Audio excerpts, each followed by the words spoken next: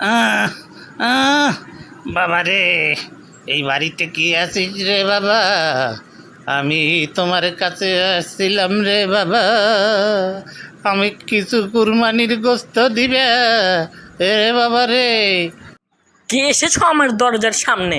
আমি কোরবানির গোশত দিতে পারবো না, আমি একাই খাবো।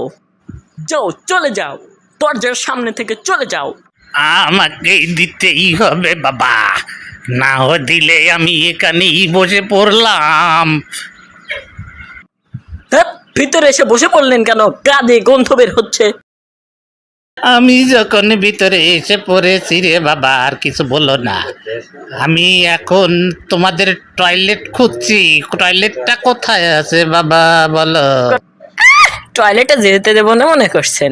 আপনি যে নোংরা মানুষ, আর আমাদের টয়লেট যে পরিষ্কার, জীবনেও যেতে দেবো না।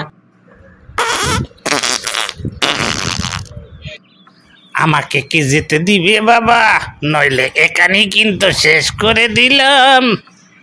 যান যান যান, ওই যে ওইদিকে টয়লেটে যান। তোমাদের টয়লেটে কি কমোট আছে রে বাবা? এবার কোন ডিজিটাল ফকির? যান যান, কমেন্ট আছে, যান।